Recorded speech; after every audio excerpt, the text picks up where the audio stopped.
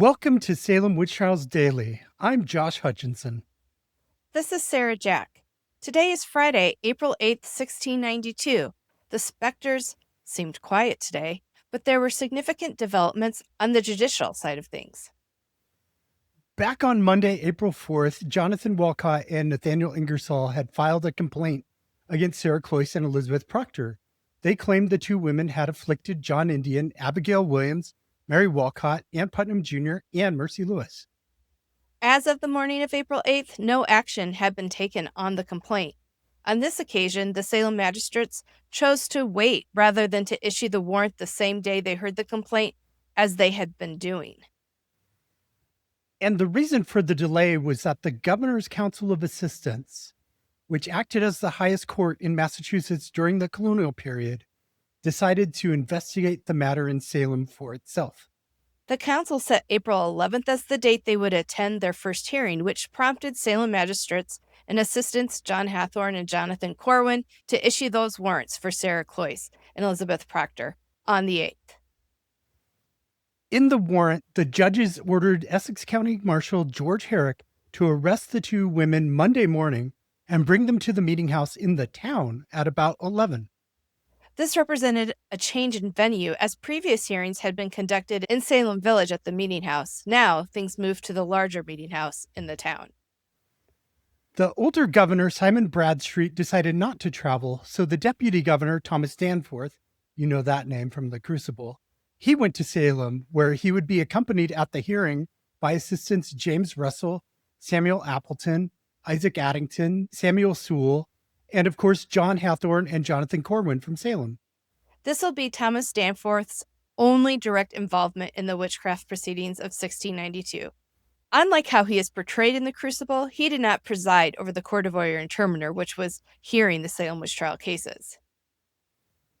The governor and the Council of Assistants usually heard the witchcraft cases in Massachusetts because witchcraft was a felony, so it went to the highest court in the land. It's punishable by death. The fact that this body that usually heard witchcraft trials was present for a preliminary hearing was very significant. This is the first action by the colonial government in Boston during the Salem witch hunt. While local officials would continue to play the prominent roles in the crisis, the hunt would soon be led by men from the colonial government, making it really hard to say that the so-called Salem witch trials were only about Salem. But where was the sense of urgency during this period? Where was the panic? We're told that the people of Massachusetts were hysterical, but their response was slow.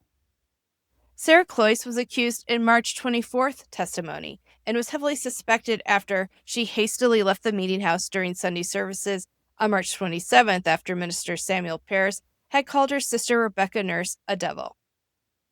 And Elizabeth Proctor, she was first accused in writing in the April 4th complaint against her. However, accusers would later testify that Elizabeth had come to them spectrally beginning in March. In particular, Ann Putnam Jr. claimed on April 11th that she began to be afflicted by Elizabeth all the way back on March 3rd. Justice still worked quickly by modern standards, as Elizabeth Proctor would be tried and convicted on August 5th after the April arrest. However, her arrest wasn't particularly rushed.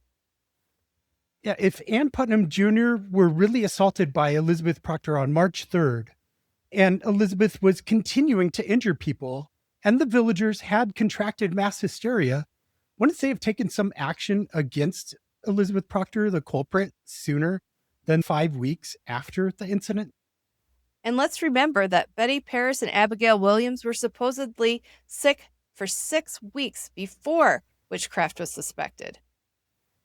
So why did the Massachusetts colonists and authorities wait before proceeding with these cases? Well, felony cases were taken extremely seriously because people's lives were on the line. Everyone seems to have wanted to get everything in order for successful prosecution, rather than rush the job or hastily jump to conclusions about people. It's an aspect of the Salem witch trials that is not often emphasized.